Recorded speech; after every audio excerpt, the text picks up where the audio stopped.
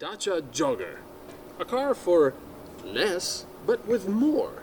Because you've got 3 rows of seats, you've got quite a bit of equipment, which usually you would get in more expensive cars. For example, a big infotainment screen, navigation, side assist, rear view camera, LEDs.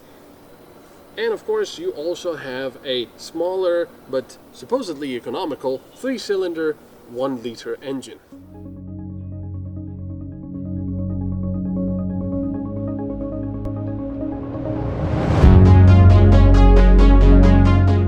This model still comes with the old emblem, but these will soon be replaced with a new, more modern one with sleeker lines.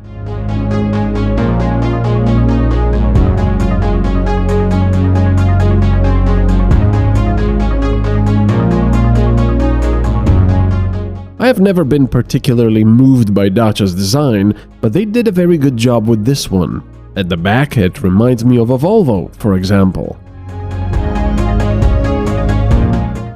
Because this car has 3 rows of seats, you wouldn't really expect a lot of space in the back, but there is surprisingly enough for all of our equipment, comfortably so. You would still be able to put more stuff here, more stuff on the top if you really want it, and if you need extra space, you could take the back row of the seats out completely.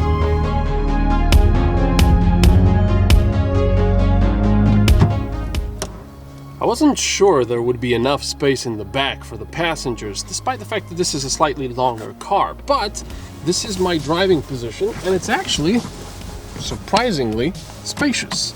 These seats don't go up and down, nor does this one at the driver's side, well, the passenger side, so that might be a problem for taller people, but you also have these little tables here, perhaps more suited for, well, children. It has cool little solutions like this little hook next to the passenger side.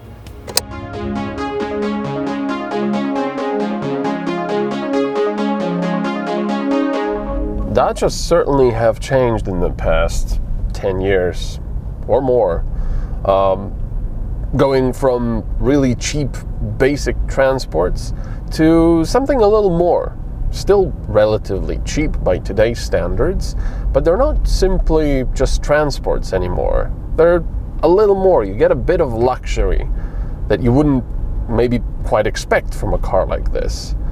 Sure, this is the top of the line model, which does include LEDs and side assist and the big infotainment screen. You even get the option of heated seats.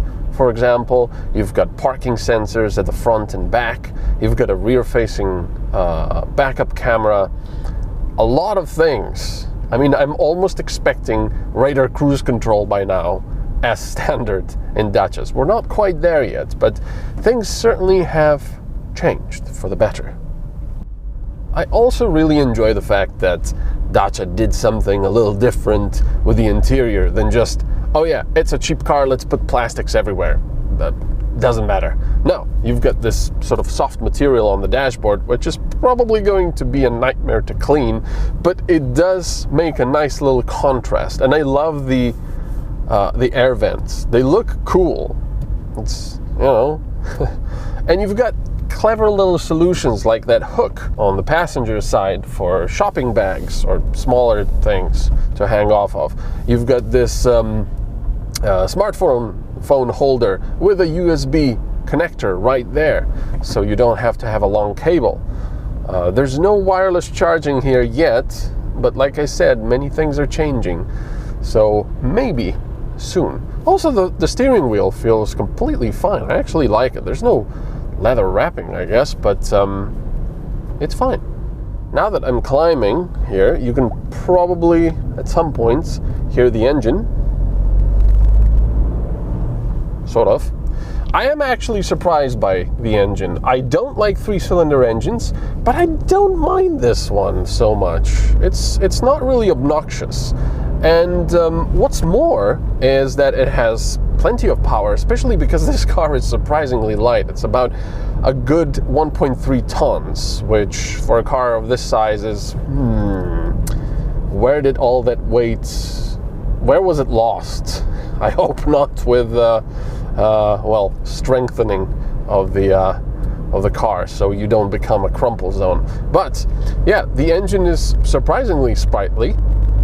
It's not as fuel hungry as you would think. I've got about, right now it's 6.1. I was resetting it just recently, but I saw everything from 7 or 6.5 on the highway to about 4.5. But yeah, it is also surprisingly quiet if you're not pushing it into the higher RPMs. I was expecting it to be much louder, more obnoxious. The start-stop system is quite funny though, because when this engine starts, it sounds like an old Russian tank starting. Everything shakes.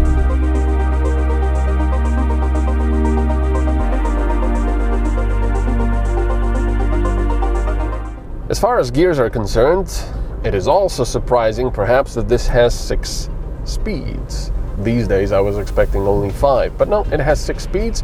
Perhaps, I have a feeling that this gearbox is actually straight out of the Duster, because the first gear is comically short, and so is the second in a way.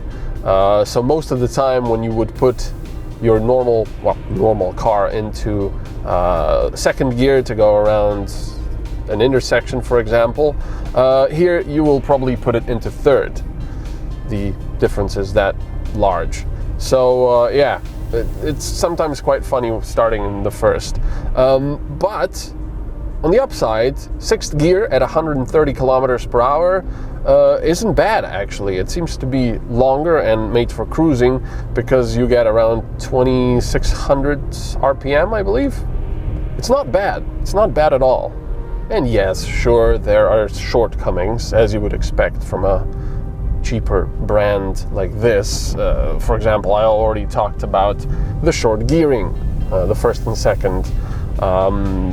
The side assist system, while nice to have, often has a lot of false positives for some reason.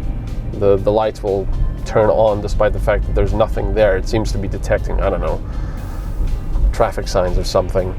The engine itself is fine, but the delivery of power is a bit odd, because if you press the gas pedal about quarter way, that's practically full power already. If you press it all the way down, there's not much difference at all. So that little turbo, when it spins, well, that's about it. It'll go from practically no torque to all of the torque that it has, and that's it. You can learn to drive with it, of course, but it's a little weird, perhaps.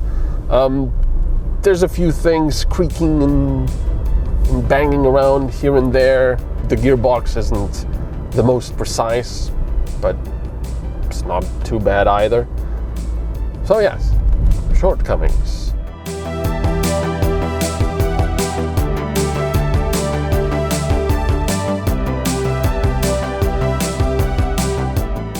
Overall though, I am quite impressed.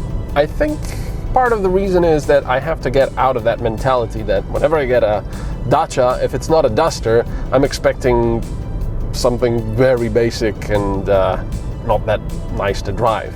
I'm not gonna say this is amazing to drive, it's not. It's slightly undefined steering, but you know, it's fine. It's fine. I can't really complain for this price, I suppose. Especially because there's 7 seats, despite the fact that people in the back will have to have their legs sawn off. Not in the back seats, but in the back seats.